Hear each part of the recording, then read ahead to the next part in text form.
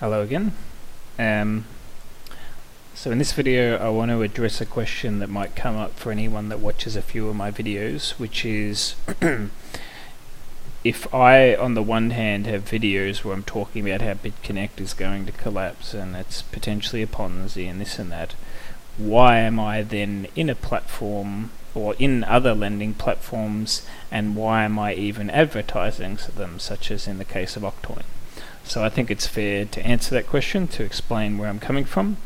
So basically with these lending platforms, as much as I see them as Ponzi schemes and point them out as that doesn't mean I don't also see them as an opportunity in the shorter term sense. So what I mean by that is that to my mind the best way to use these platforms is to get into them as early as possible, ride them and take part in them for a certain period of time, whether it be a couple of months, up to 6 months, even potentially up to a year if you want to play it a bit risky, and then to exit at some point before the whole thing comes tumbling down, preferably a while before. I think it's better to be on the conservative side rather than the greedy side, because it's very difficult to predict what the lifespan of these platforms is. And I think ones like BitConnect cannot necessarily be used as a yardstick, because the sheer scale of that platform's success is a bit of an abnormality, and there's no guarantees that the other platforms will replicate anywhere near that degree, though it's not an unfair guess to think that they might have some degree of success. For example, take a platform like Gold Reward, which granted had a lot of attention around it, probably more than Octoin, at least in the western side of things. I think Octoin has a lot of interest on the eastern side in the Asian countries, but not so much western interest yet that I've seen. But Gold Reward had that hype around it. The token sold for, I think, originally around 50 cents. And then once the coins went onto the exchange, it went to over $5 per token. That's like a 5 times gain in a very short span of time. And then they barely delivered on any of their promises, or they delivered them very late, and the platform basically went nowhere. And since then, Gold Reward has devalued as a result. But the point I'm getting at there is that hype alone was enough to get the currency to make a 5 times gain. More than a 5 times gain, from 50 cents to that's like a 10 times gain almost. So there's that's an opportunity fundamentally. That's the kind of way I'm looking at these platforms. So for example, with my Libra coin investment, my plan with that after it goes to the exchanges on the 27th is to probably sell pretty early on. I'll wait and see what the token value's initially at. I'll wait and see if I think it's going up or down. I'll make videos at that time as well. And then I'll probably set some rules for myself, like, if it gets to $5, I'll then have a rule like, if it ever dips back down to $4 to $3.50, I sell it all and I get out. So there's a kind of strategy I have, or otherwise or if it keeps going up, I'll try to keep riding it. So I have a kind of strategy there that's based around trying to get as much value out of it as I can, but also having lower thresholds where I'm willing to just exit if it falls below that without hoping for it to go back up again. Because my impression with these kinds of platforms is that they only go up once, and once they go down, that's usually it. There's not that much chance of a recovery.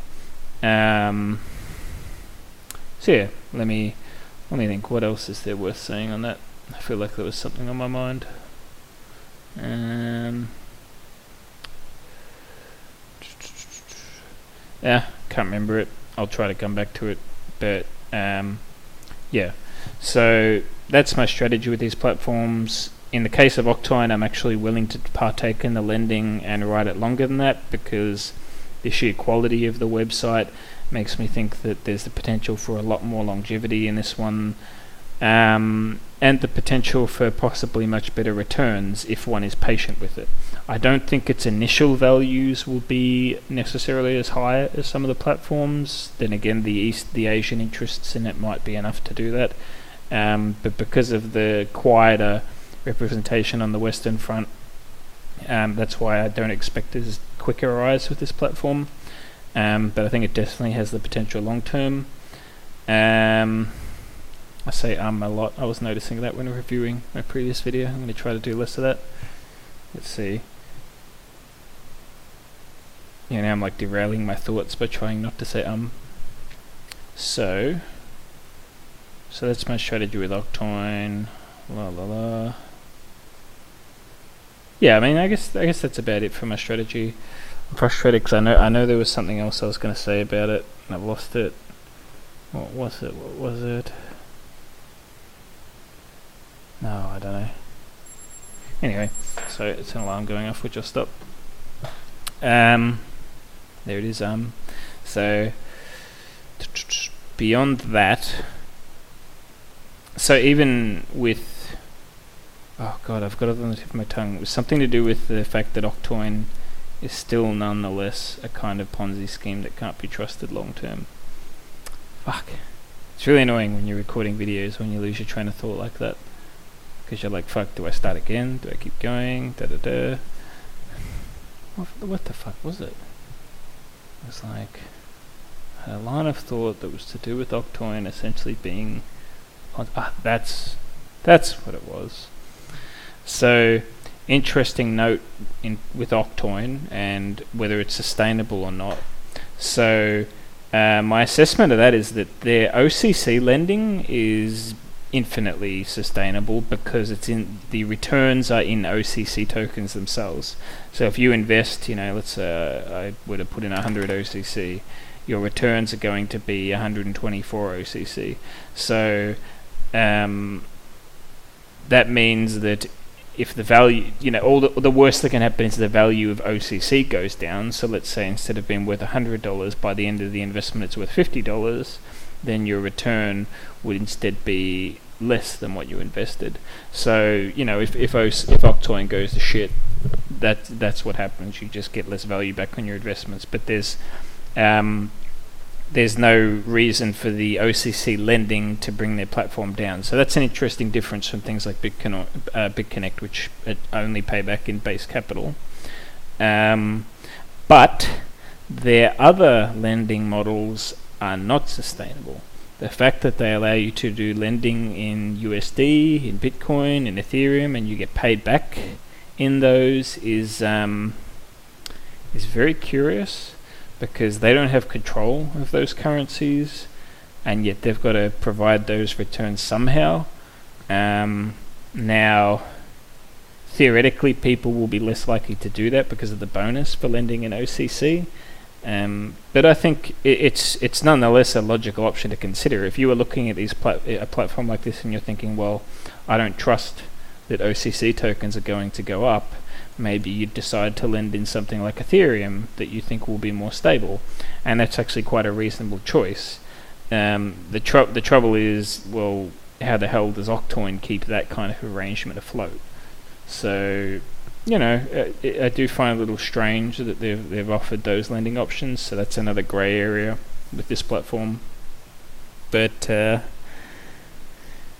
yeah, that's what it is. So that's actually a reason though that makes me think that Octoin may not have the same lifespan potential as a BitConnect. So even though, yeah, I sort of have mixed thoughts on it that way. I see in it the potential to go for quite a while, and yet I also see how things like lending in these other currencies put the platform at a risk of losing resources even more quickly than something like a BitConnect does, especially when you factor in having loan terms of 30 days. It means the cycle of initial investments catching up with Octoin is a lot quicker than in the case of BitConnect. So it's very double-edged. On the one hand, that's very beneficial to anyone investing in this platform because your loan terms are shorter, you can get out quicker, as I've discussed in other videos, but it also means that the sustainability of this model for everything but OCC is not as long term. So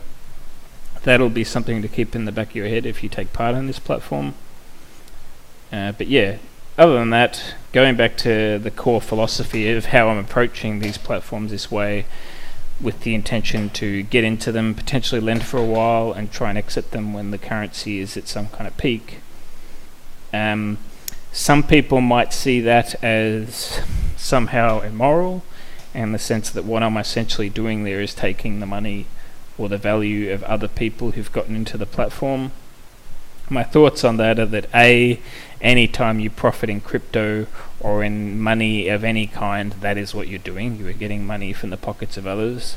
So, you might as well condemn the whole thing if you go too far down that line of thinking. The other part of it too is that I've observed within not just the crypto space in general, but especially within the crypto lending space, that there are a lot of people who are very... Sorry, another alarm. There are a lot of people who are very foolish and very gullible and very naive about the way they're taking part in this space. They're the kind of people who say things like token X is going to the moon, blah blah blah. They're the people who buy into the hype. I mean, 95% of crypto channels on YouTube are just people spewing hype out of their ass, and yet so many people buy into and follow it. That's representative of the kind of mindset the average person in this space has. I don't find it particularly intelligent or discerning of them. I don't look down on it, I don't look down on the people themselves, but it's pretty stupid of them, and they're often willfully stupid. I've noticed, for example, that when people are skeptical of the nature of things like BitConnect, I've made posts on Reddit about it recently, there are a surprising number of people who will speak almost abusively to you just for being critical of it. They'll say ridiculous things like, "Oh, you're just a hater. I'm gonna laugh all the way to the bank when I'm asking the builder how many spars to put on my yacht." Just totally idiotic comments like that. So in that kind of atmosphere, my thinking is, well, fools and their money are easily parted. Might as well have some of it go to my pockets. They're going to throw it away anyway, so hey, I'll put my hands out. I'll do what I can to catch some of it. I ain't got a problem with that. I don't feel any shame about it, because it's their choice. And fundamentally, most people within this space of crypto in general, they're in it usually for one of two reasons. They're either the zealots who believe in the future of it and the utopia and all that kind of thing, or they're the investor types who are looking to get as much money as they can out of it. And if you approach a space from that mentality, then that's the game. You don't have anything to complain about if you lose your money. And I approach it the same way. If Octoin goes to shit and dies tomorrow and I lose everything I put into it, hey, that's how it goes. That's what I signed up for. I got no problem with that, and I wouldn't be blaming anyone else. I wouldn't be blaming the Octoin people. I wouldn't be blaming the people I heard about the platform from, because I know exactly what it is. I know what I'm getting into. It's a conscious choice. I'm responsible for it. So yeah, that's that. Is there anything else? Yet again, I feel like there was something else I was thinking about. That's right. It was the topic of the types of people in this space. It's the same. Yeah, it's the same thing. Also, with these lending platforms, I've identified maybe on average 3 distinct sets of people. You have the blind lovers, you could say, who are the ones I mentioned, that if you question these lending platforms, they call you a hater, and they'll talk about ridiculous things like how they're going to get rich and buy a yacht. So those are the sheep, I would call them. You have the people who are the cynics. They're the ones who are like, oh, these things are scams, ponzis, I'm not getting in them at all. The trouble with them is that they're cynical to the point of not having an eye for opportunity. They just dismiss the idea outright because it's a scam, without seeing how they can use it to their advantage. Then you've got a group of people who are doing the same kind of thing as me. They're getting into the platform early and wanting to ride the appreciation of the token. And I've been surprised that there's more people like that than I think in these platforms. I think there's quite a lot of people who look at these platforms and think, yeah, they're probably some kind of Ponzi scheme, but there's an opportunity. They could go up for a certain degree of time, so why not?